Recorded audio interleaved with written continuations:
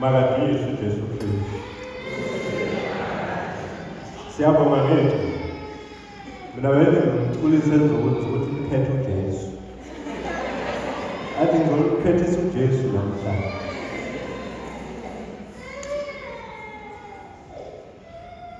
Bazalwana sibonge njalo ubuhlakani bebandla.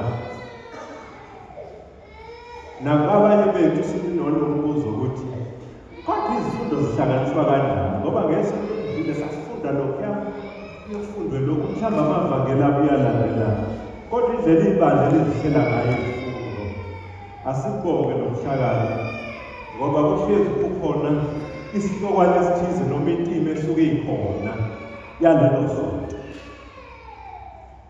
Ngitheke ilizwi kaNkulunkulu lifanele ukubalwe umphako thina sonke. Libe umphako futhi osilondayo. Uyabona abaningi bethu boze babonakale futhi ngesonto elizayo sonke. Banenhlanhla kabanye bethu ngoba phakathi nesonto bayasonto. Kodwa izwi likaNkulunkulu ukwamukela umzimba legazi abanye bakuthola kanye ngesonto. Kodwa ngoba izinto zikaNkulunkulu zihamba ibanga elide. Kuyasilonda lo izwi lomzimba, kuyasilonda the whole week. Nale mthandazo ethandazwa namhlanje koze kuphele isonto senza amamisa thina abaKristu sisebenzisa yona. Izinto zikaNkulunkulu, izipho zikaNkulunkulu zihamba ibanga elide. Noma ngabe zincane kangakanani kodwa zinomphumela omkhulu. Njengathi-ke ngiyafisa nakulezipho eseziphiwa uNkulunkulu nje zethu thina bantu. Lezi izipho zihamba ibanga elide. Kwamanje ngiyadabuka abazalwane bathi ukusebenza siyasebenza kodwa manje imali ifika iphelele ezandleni.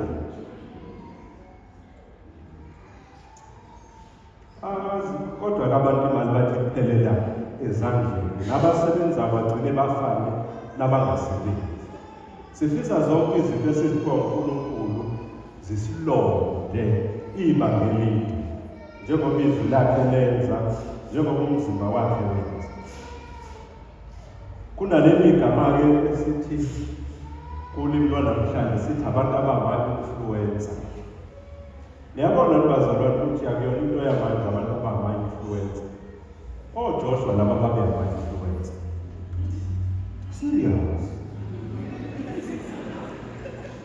Serious. Anizwanga le ndaba. Uyacabanga uma kuthiwa uJoshua wamemela zonke izizwe zakwa-Israyeli. Zingazizwe zakwa-Israyeli. 12 tribes. When we talk about 6,000 here we are talking about tribes. Zakwa-Israyeli bazimelele esikeni. Wabiza abantu akwa-Israyeli. Izikhulu zazikhona. Abahluleli babekhona. Nezinduna zazikhona. Bema phambi kaNkulunkulu. Masibuzwa lokhu ukuthi abantu bakaNkulunkulu yonke inhlobo yabantu bama phambi kwakhe.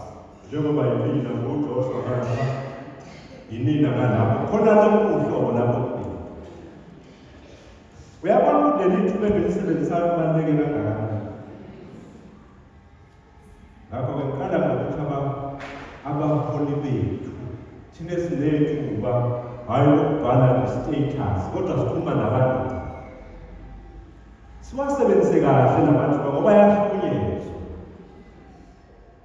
Kuthi masibe phambi kwabantu bakaNkulunkulu sikhuluma iqiniso. Hhayi kodwa ukuthi simcele noma simtotose ngalo. Kodwa sikhulume silibele iqiniso.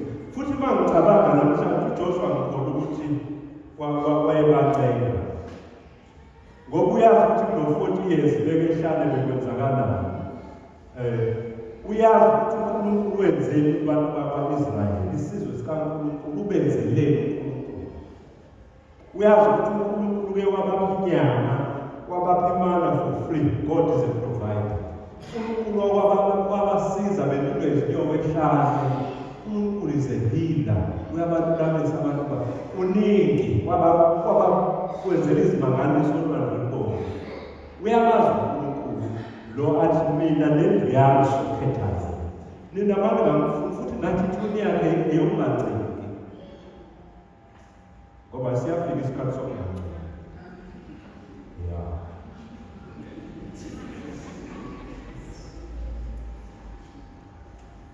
Ufana noma umzali, umpriest, leader, provide the best and expect the best. Umuntu bese kubhede la sokunikela yonke into abantu lalela. Phela kwakunikeza yonke into. Ubhede swayinike manje. Phela kwakunika ubhede nawe bese best. Nathi uNkulunkulu sinikeze konke. uJoshua ngathi usho njalo lalela uNkulunkulu sekwenze konke uqala ukufunayo. Sekuqala ukuba nogede phakathi. Ukuthi gade kanti. Ngoba uNkulunkulu wenze konke. Kodwa ungakhohlwa ukuthi uNkulunkulu abantu babekezelile labantu abakuzile. Ontamo olukhulu la. Bafana nathi.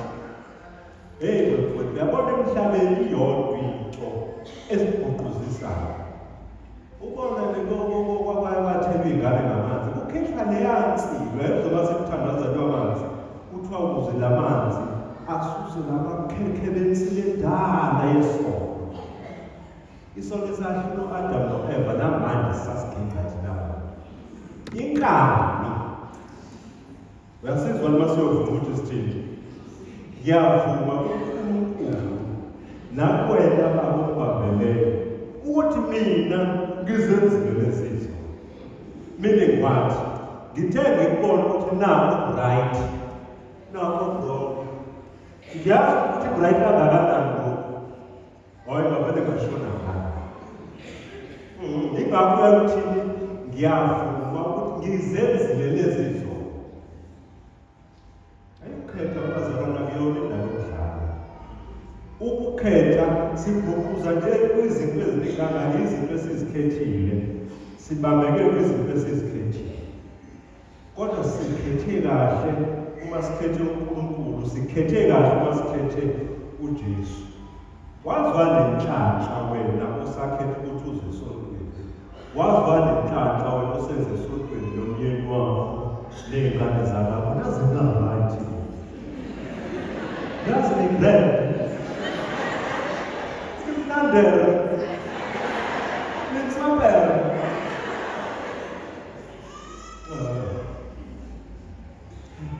Second now. Abanye sibona ngemoto ingena. Sikubona egqoka igama namabhija phakathi emotweni. Kayini uthende sekephatha kulele ekhaya. Kodwa naye noshaya uthende lebaleni making it also great. Then you are the one that's connect with abantu banengo zababa bayakhetha. Abantu bayakhetha apha benda bayokhetha apha.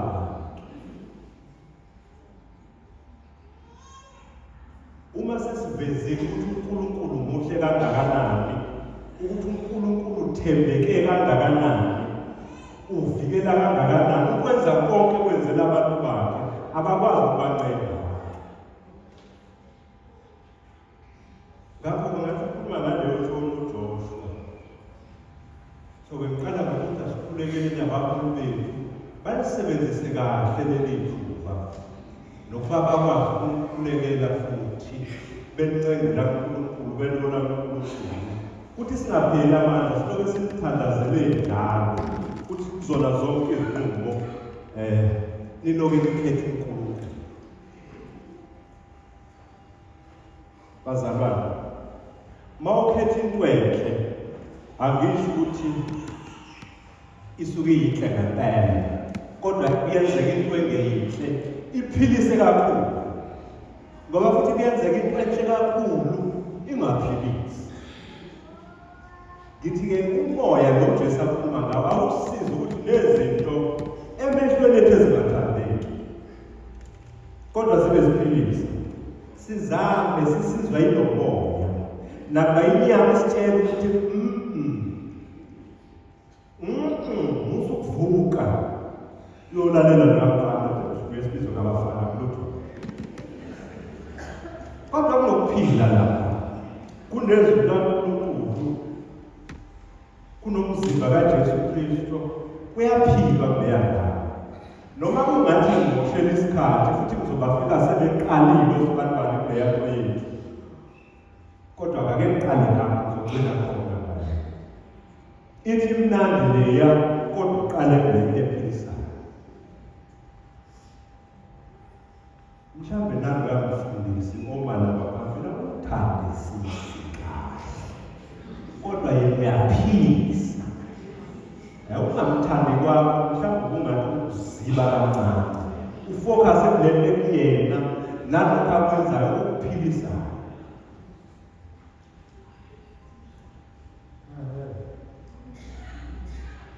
Yabona abantu abaphila kahle, abakhetha ukuphila abanye bethu, ngisho ukudla esikudlayo o-special diet lapho, ukuze siphile kahle kufanele sidle iqhamuka.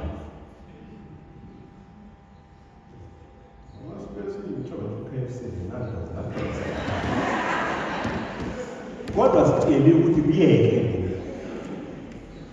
Esikhathini samanje bazalwane, from the moment uvuka ekuseni kufanele udecide.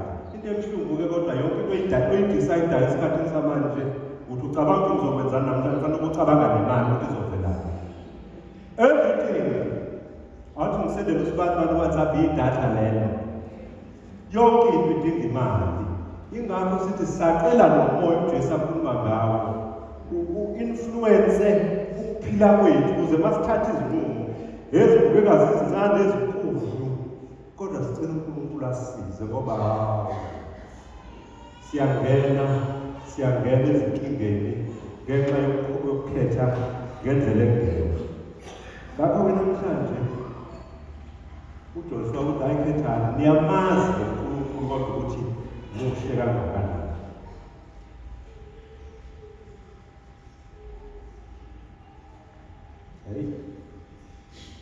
Hayi abase-Efesu, ngicela-ke bazalwane, njalo abantu sebekhutha lesi sifundo, umuntu akofunda into ephelele angafundi, please, ngoba abantu abanye bagcina lapha ngabo wakhosikazi thobelana amadodeni. Hayi basicela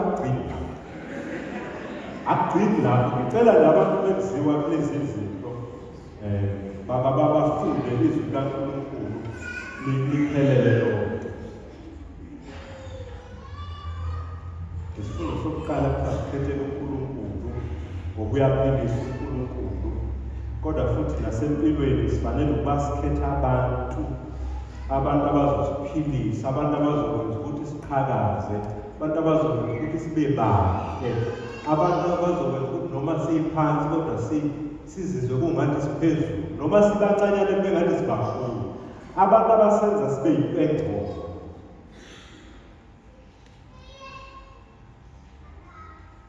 Ngiyamkhulekela abantu bonke abasitaki nabangani abashonisa phansi, abangasazi ukuthi bazohlukana kanjani nabo.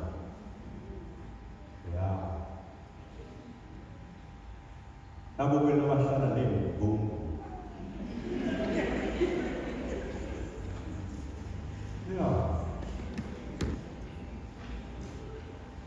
Ngoba kuyenzeka uyikhethe imbongo.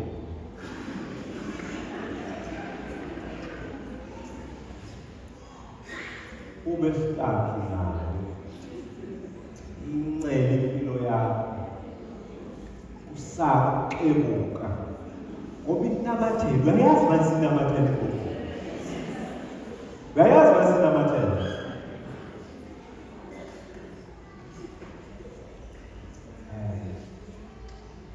Uyenzela ama-excuse imbongo yakho. Hey madoda, sithi sacela ukuphiwa amandla yilo moya uJesu athi uyaphilisa, ukuthi mase sekufanele ezinye izinto ziqhawuke, ayaziqhawuke, kodwa masingaphili, hayi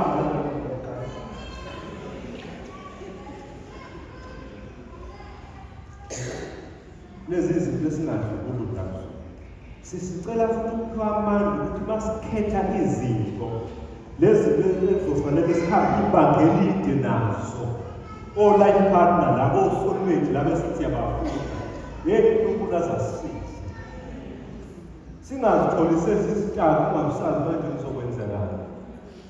Nabantwana bayofundela imisebenzi engathi bangabantu bangafundela izinto ezithize abazithandayo nezizobaphilisa. Singenzi inqumo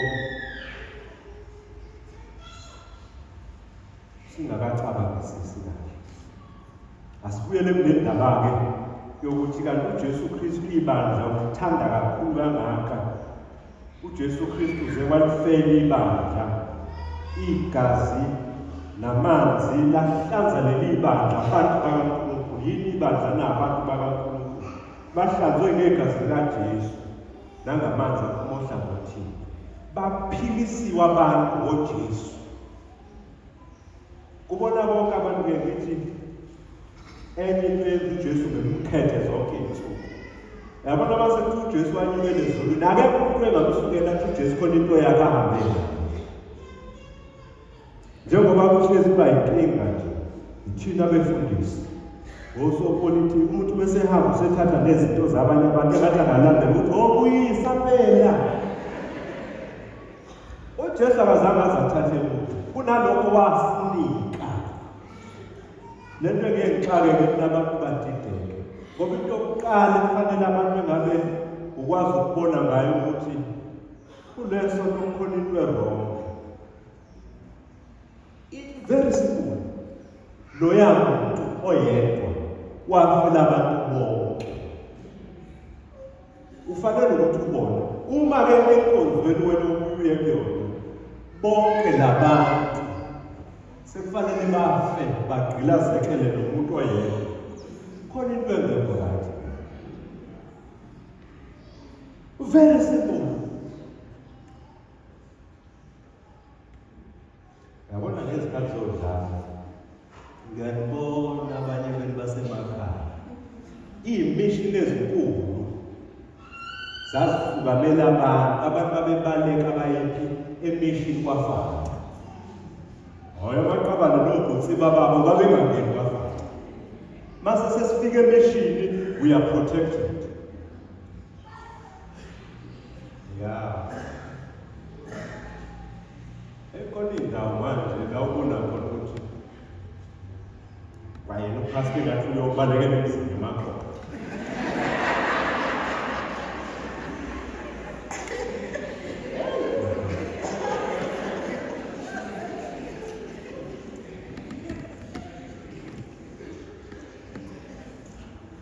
Kodwa nje lokuphila kakhulukazi uma kuJesu ubona ngokuthi oyedwa akasikweleti lutho. Kungaze kube yithina esithi siyamkweleta. Loya muntu oyedwa wafela bonke abantu. Inkinga kodwa uma sekuwabantu bonke abafela noyedwa bagqilazeke nokumbona umfundisi ne-appointment igcine ibe 5,000 ayikhona. Meke impilo yadonswa kuwena kwaphila loya muntu othi uze mthophila wena. Hayi lutho. Hayi kodwa. Lapho-ke sibonga ukuthi uJesu ulifelile ibandla. Manje-ke kuthiwa namadoda wenze njalo. Abantu besifazane bafanele ukuba bakhothame emadodeni anjani. Amadoda angahamba athi ngeke umthinta. Namagwala manje akhipha amakhosikazi ney'ngane ukuze kuphile bona. Namagwala avimba umshado ngoba ufuna izizungu zemali ngengane yakhe. Ugwala lokho. Ufuna ukuphile wena kusurvive wena abanye abantu basafarisha.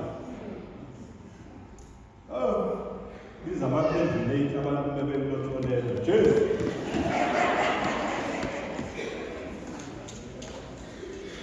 Amadoda akhothanyelwa ngobenze njani? Benza konke bayabavikela abesifazane babo. Banesizathu sokuthi bakhethe umuntu wesilisa onjalo. Abantu besifazane, nani ngiyathandaza, nengathi ningakhetha ngabo. Ningabi desperate kakhulu. Abanye ngiyazi ukuthi ilanga seliyashona.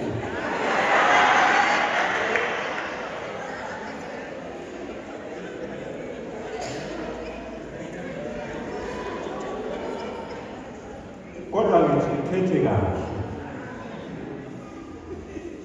Ngoba bakhona abanye ngisabadefenda ngoba ngiyazi kithi lendaba. Bakhona odadewethu. Safanele kuyixoxe le ndaba. Odadewethu laba abamoshelwe isikhathi labo ukuthi abangacacisi noma kiwa phambili noma isitembu siyangana. Bamoshelwe isikhathi odadewethu balobe bequpha benza i-window shopping yamarengi kodwa hayi.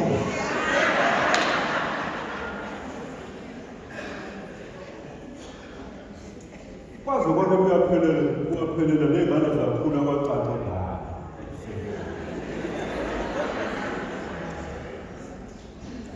Safanele beduduzwe abantu ngoba baningi abantu abaney'nhliziyo ezibuhlungu ngokumoshela isikhathi sabo.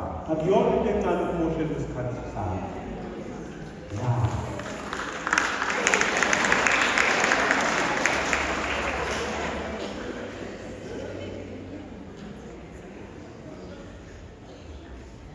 Bafowethu iy'nsizwa, uNkulunkulu akusize niphiwe futhi namandla ukuthi abanye bethu kufanele baganwe, not just for their sake, but ukuze ikhili ngempela livuke ufanele ukuthi uganwe. Yazi abantu abaningi banokucabanga ukuthi umshado makushadwa kushadela ukuthi kuyathandana.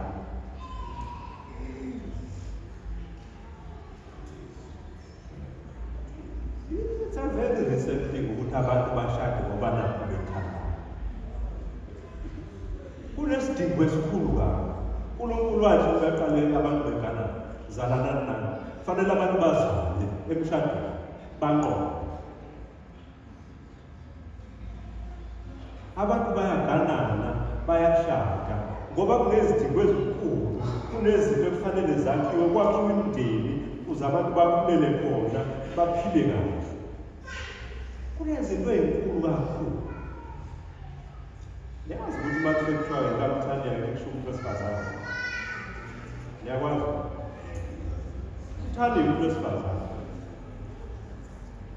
Indaba yokuganana ijule kakhulu ngoba abanye kufanele baganwe ukuze imibuso ethize ime. Ngoba noma engagananga lapha umbuso uyadlula useyakuleyazi nemali yavinjelwa ubona amaSulumane nale indaba yakho. Ungaphezulu nje ngokuthi ngiyamthanda noma kodwa-ke kubalulekile ukuthandana yebo, kodwa kungaphezulu kwalokho. Lapho thina khona kufanele bagane, kodwa ngisho ukuthi ungagani esikhathini samanje. Agana phela nawe.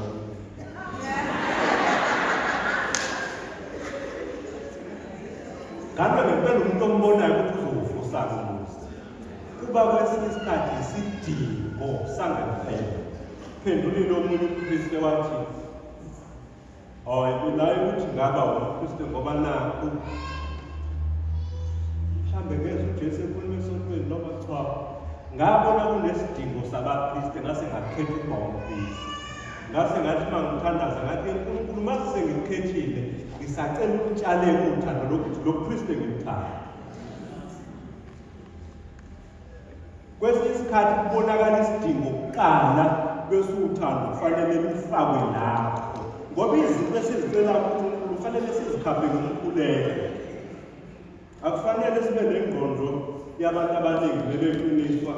Abantu basuke ngokuthetha bebeqiniswa, beqinisela ukuthi benze njani, baqale indlela bahambe yokukhona. Kodwa abantu abaningi bathini? Bathe ngiqedile. Kodwa sekuyi-right. Bapathisiwe mina ngiyabukela mina. Sengiqinisiwe. Sengiyi-brand. Lezi zipho kanti ekufeni zomoya oqobo, lezi zokuthi uhlale phansi.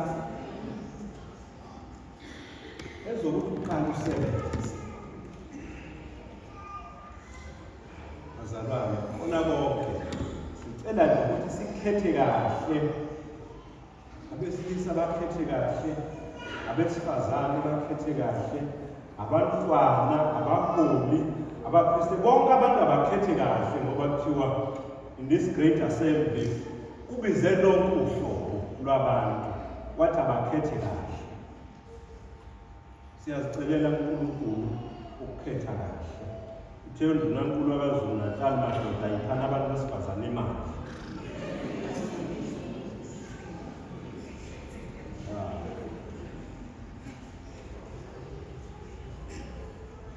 Bakhona abantu besifazane kufanele baphiwe imali. Uthi nje-ke phela kuvame ukuqondana imali engazi imali nengqondo kuvame ukuthi kube kudenjani.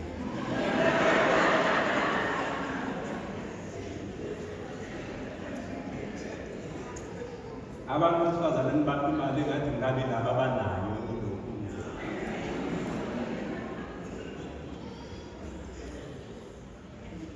Kodwa ngicabanga ukuthi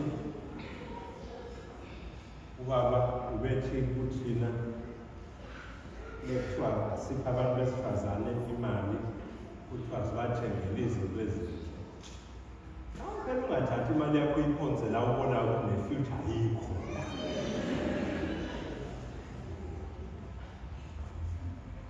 Kodwa uyabona noma ngabe uma wengane uyakuxhaphaxhaphaza kancane kodwa kuye kube ngconywana ngoba negazi lakho ingane izodla emalini yakho.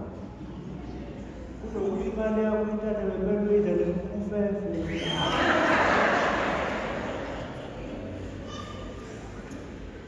Hayi kungcono imali yakho uma idliwa umama wakho, idliwa umkakho, idliwa udadewenu ongenani igazi lakho. Naku vele ukuyophisana ngemali yakho nje hayi. Nakhona lokhu kwemali ngoba imali isisanganisile. Sicela uNkulunkulu asisize. Bazalwane, uPetrus uthi Nkosi nasi yakubani na wena unamazwi okuphila kwaphakade. Ubona konke ukukhetha esikukhethayo. Hey bazalwane, ngiyacelela ngiyakhulekela ngoba kakade imisala ngesonto licelelwa amakholwa wonke. Nakuba-ke bengathi imise lalawa alabangani kodwa elethu sonke amakholwa empelishi elethu sonke.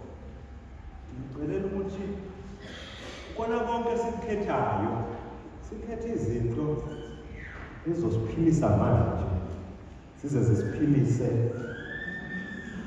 Ya ngilinda senilento enizithathayo ziyaphilisa. Lezi enizithathayo ziyaphilisa. Nikhethe noma yini eniyithanda. Ngithi mina kuphela lezo zinto uma zizophilisa manje noma seniyingale futhi ziphilise. Mina ngisho ukuthi lokho engikukhethile lokho noma sengiyingale konke kuphilisa. Ngoba uJesu wakutshela wathi lesi sinkwa lesi osidlala kuphila naphakade. Ya. Mawuthanda mawubona ukuthi desperate kakhulu. Hamba eSwazini naseMozambique makufike ushone khona. Hamba. Mawuzophila manje uphile nangalo kusasa. Nalabo abajaha imali mawukhetha imali ngaphezu kwezimpilo zabanye abantu uzobaxhaphaza wenze konke ongakwenza. Noma unganezigugu mawuthanda. Noma ungaba nabafana bakho mawuthanda. Noma ungahlala ngapha emotweni singaboni ukuthi ubani udrayive imoto ngoba unabantu abadrayivelayo. It's fine. Kodwa uma bokuphilisa lokho uzofika enkulu. Esikhethayo nje ngina sikukhetheni kuze kusifake embusweni kaNkulunkulu. Lokhu besizela esontweni esithi sizokhetha ukuthi silalele uNkulunkulu ekhuluma nathi nokuthi sikhethe yena uNkulunkulu kuzona zonke izinto. Baningi ngabo abantu besingabalalela manje. Baningi ngabo ama-programs ebesingawabuka kwi-TV. Abanye bethu babe sishaya izikhindi zethu namabhithini ethu sile olwandle. Ziningi ngabo into ebesingazenza. But we chose this. Ngoba there is life in this. Kunempilo. Namadoda atshela ukuthi nezilima nina uhambe esontweni. Ubaba nake nangibona ngibuye esontweni ngihlekile. Nake nangibona ngibuye ngiqotha itshebe. Ikhona indoda yakalahlekela ubudoda bakhe ukuthi ingene endlini kaNkulunkulu. Ikhona indoda yakalahlekela isithunzi sayo ukuthi iguqa phansi kaNkulunkulu. Umnini manje wabayibona wena. Mina ngithi sikhethe kahle. Futhi singayekeli. Futhi singadideki. Sikhethe kahle. Masikhethe uJesu ahambe ngasikweletanga. Masikhethe uJesu sithethelelayo. Ngisho sesinamaphutha amaningi kangakanani. Kobe sikhethe kahle. Ngithi bazalwane sikhethe uJesu. Ngoba uJesu kunokuphila. Kwaphakade. Ngithi sikholweni endodaneni kaNkulunkulu enguKristu. Le esizothi masiqhubeka nemisa bese indodana kaNkulunkulu isondlela namhlanje isondlela nezigunaphakade.